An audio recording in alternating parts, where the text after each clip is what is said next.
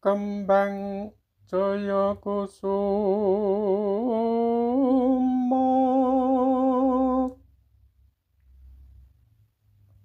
Om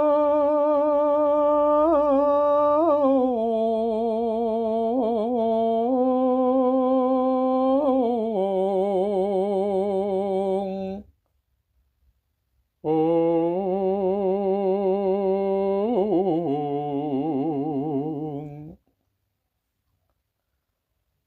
Arum Arum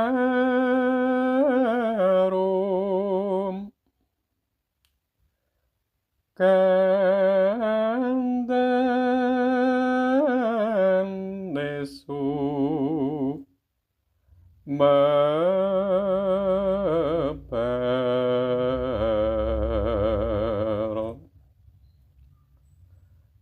mawe indahing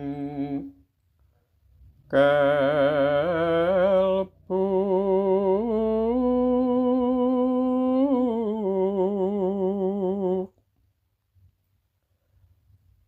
prawira sembada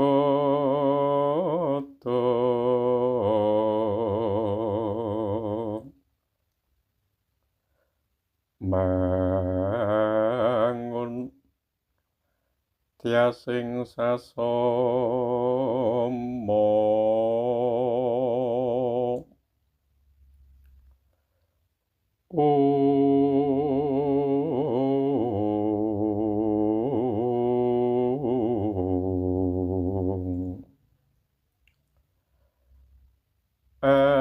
ngendhake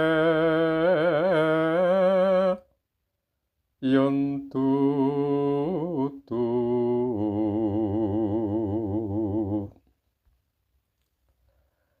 sumilak meko lintang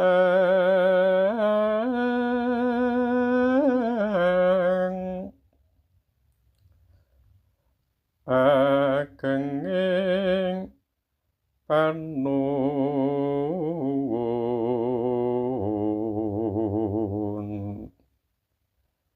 Gusti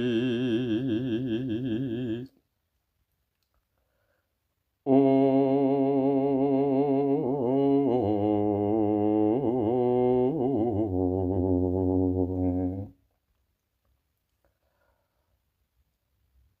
Sekar ira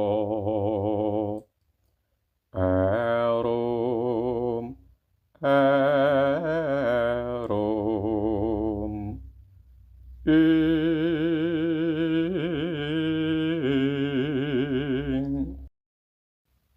agenging panuwun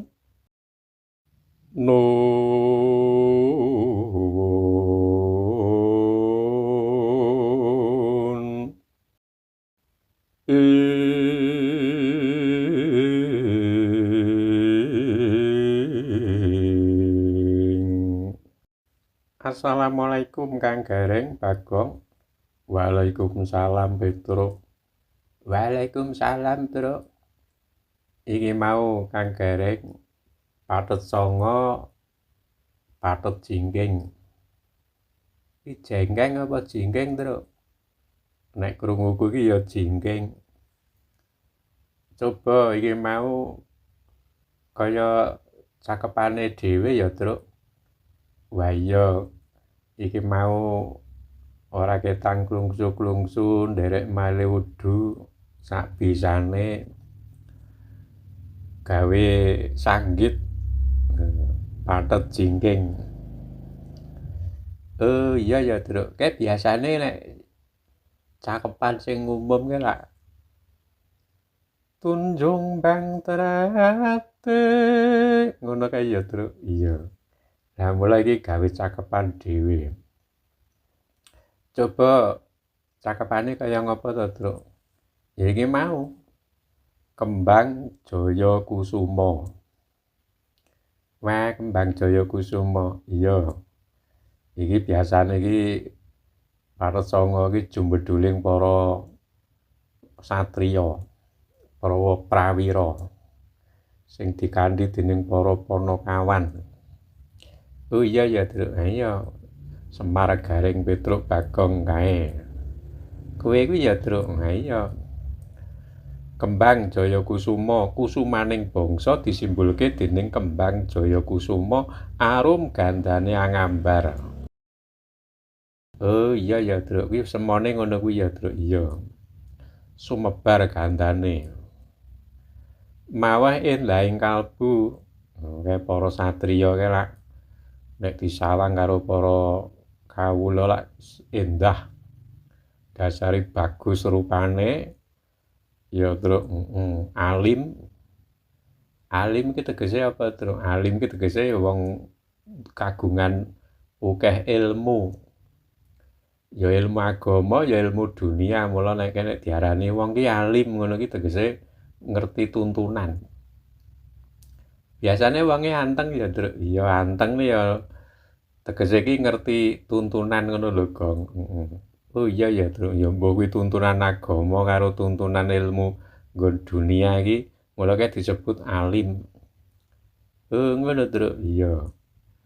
Prawira sembada mula satriya trudine iki kene Ndara Janaka kae lak ya prawira sembada.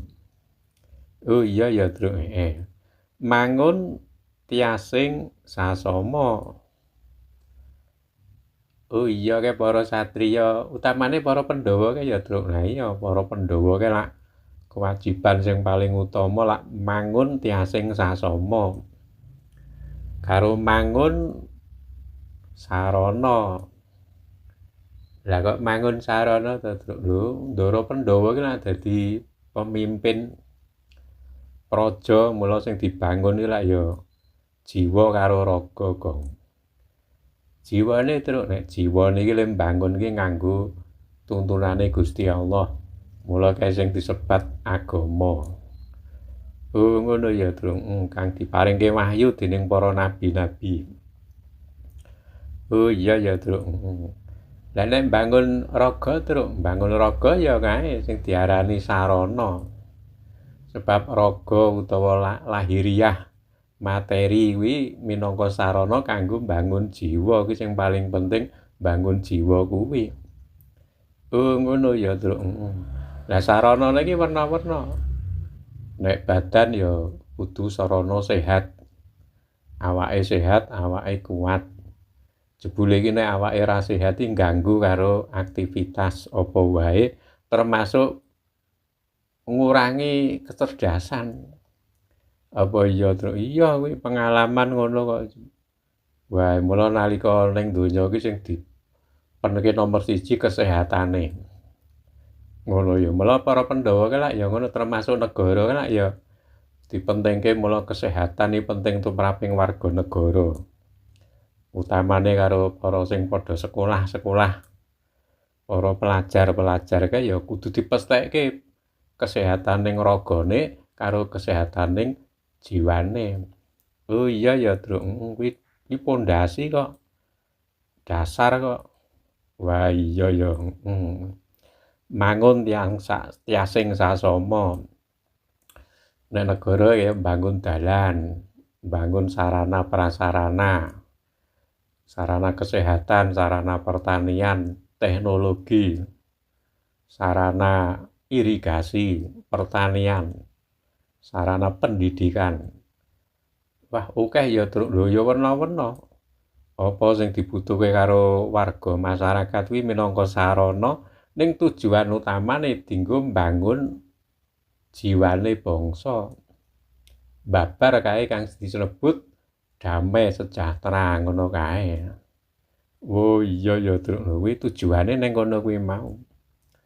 Lah nek wis iso mujudke tujuan ning donya damai, Truk. Nah nek wis ning donya wis iso damai sejahtera, kuwi pantes sok ning nggon akhirate munggah swarga, tempat yang damai sejahtera. Oh ngono ya, Truk. Nah iya. Mula ning swarga ki lak nek manut dawuh sing ana ki ning swarga ki tempat kedamaian.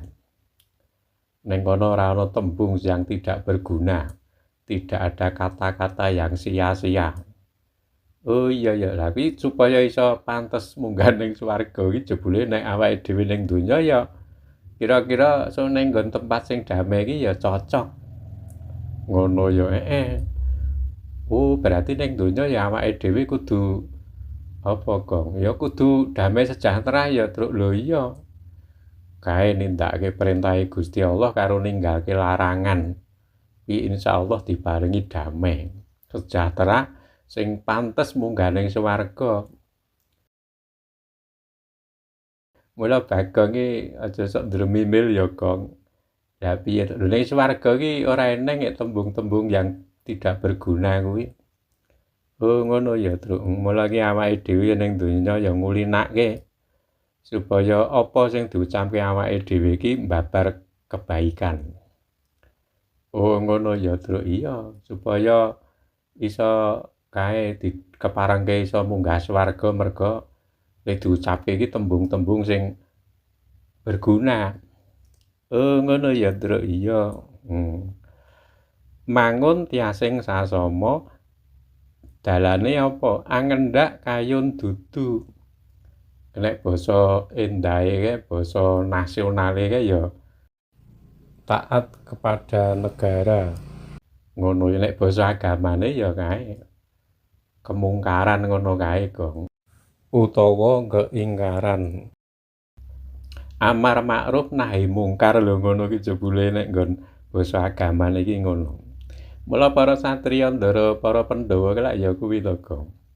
Oh ngono, Truk. Iya, angendhak kayun dudu.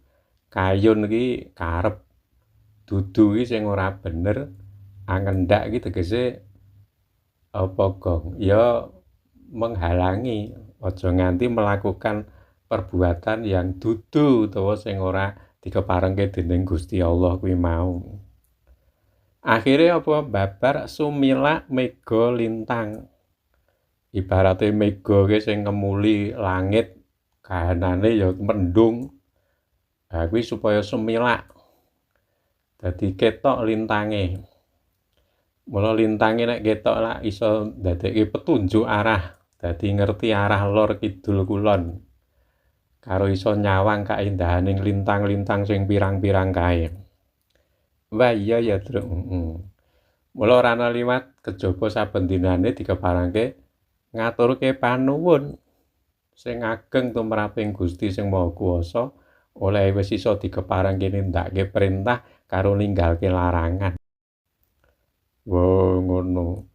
Marang Gusti sing Maha Suci, Allah Subhanahu wa Ta'ala yang Maha Tinggi. Sekar arum angambar. Wah iya, srana apa ya srana sembahyang. Sembah yiwang tegese sembah ana ngarsane Tuhan. Kuwi nek basa Jawa ya kuwi basa Sansekerta. Nek basa Arabe salat. Oh beda-beda ya, ya beda-beda wong manut dawuh Gusti Allah iki saben bangsa iki diparingi basa dhewe-dhewe. Oh iya ya, Truk. Lah nek basa Arabe kae sing ciptaane Gusti Allah kae sing gaib ki jenenge apa, Truk? Jenenge malaikat. Malaikat iki nek basa Arab. Nek basa liyane, nek basa Inggris angel. Oh iya ya, ana dewa utawa deva. Kuwi definisine padha karo malaikat. Oh iya ya, Truk. Iya. Lah awake dhewe ya diparingi kae jenenge malaikat. Iya. Ning awake dhewe ya kudu ngimani sing jenenge malaikat ya sesuai karo apa sing didhawuhke dening Gusti Allah, ora kena nambahi, ora kena ngurangi. Oh iya ya, Truk. Iki mau Kang Gareng Bagong ora ketang sithik awake dhewe iki sinau kok. Oh iya ya, Truk. Sinau kuwi ya kudu divisual ngene iki sebab ngene ora divisual iki sok lali. Ngono ya, Truk. Padha karo nek piyai sing do sekolah iki lak ana sing direkam, ana sing ditulis. Iki supayane apa ora lali. Wah iya ya, Truk. Semono Kang Gareng insyaallah teruske maneh. Wassalamualaikum warahmatullahi wabarakatuh.